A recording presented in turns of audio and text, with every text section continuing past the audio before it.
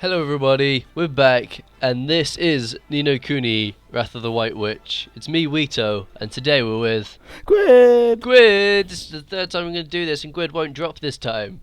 I want to know about that. So, Gwyd, you've said to me many a times today that you've not played Ni no Kuni. Is I that have still not. correct? It's still correct. I have not played Ni no Kuni. Okay, and that's because you don't have a PS3, I which I don't highly have a PS3. recommend, now that they're relatively cheap, and Nah, PC must there's plenty of some exclusives on the PS3, and this is one of them. Okay, Ni no Kuni. It's a JRPG, which means you can sit down and play this for like 20,000 hours if you want to. You don't need to, but you still need at least 100, I think, if you want to like 100%. 100 hours? That's a lot of hours, but I can tell you it's really worth it because, Gwyd, there's a really good mix between Pokemon and Kingdom Hearts, which are both two really good games I played when I was little. So Play Pokemon? I Haven't still played play- Kingdom Hearts. I've still played loads of Pokemon today. I played it today. I was playing Crystal today. But no, I've played a load of Kingdom Hearts, and I've recently just bought the 1.5 HD remix for my PlayStation 3, which is pretty awesome. So anyway, I'm about to run into a not quite a Mareep here from Pokemon. Almost a Mareep. Almost a Mareep. It's got a funny name and everything. Bartender. Hope the Pretty guy who good. came up with that name got a raise. Whoever came up with any of these names came up with a raise. Anyway, we're going to move on to the trophy list, and the first trophy I've got is Man of Steel, which is a bronze level trophy, and that's to steal 50 times, and that's not very encouraging for young kids. It's not very nice, no. You But, shouldn't be telling kids to steal. But apparently, Studio Ghibli want to tell kids to steal now, which is kind of silly.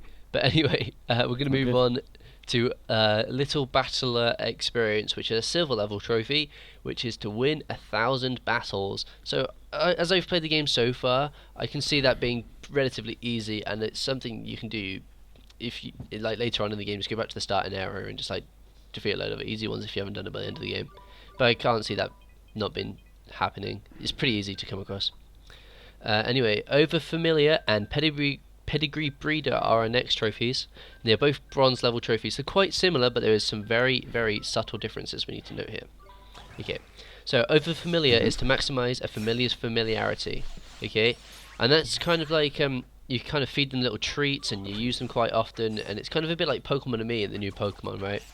You've got to like level them up and make it's kind of like the happiness to the top it can be, and then you'll get your Overfamiliar trophy.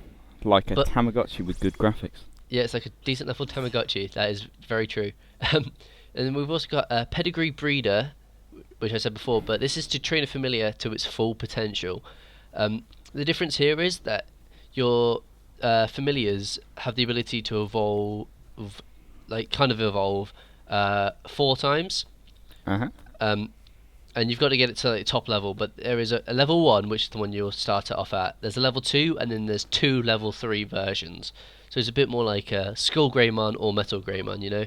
When Agumon's a bit cranky, he'll turn into Skull Greymon, but when he's feeling pretty happy, he'll turn into Metal Greymon. It's a bit like that.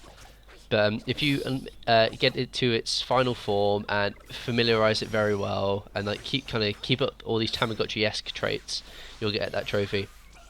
And speaking of these evolutions, there's a Viva la Evolution for a bronze level trophy, which is to manage 10 metamorphoses. 10 metamorphoses! Almost said that one. But that's basically just to do 10 evolutions. That's pretty simple. And the final one is for all the people who like to go out collecting, is Treasure Hunter, which is a silver level trophy, and that's to find all the hidden chests.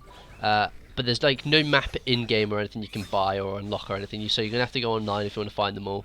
But they're not too bad, I think. Most of them you'll find like on your way through. You should be able to find them. About half of them, I think, half of them to about 60% of them, you'll be able to find like when you play through. Then it's just going back and finding them all. So that is a quick look into Ni no Kuni by a PS3. No.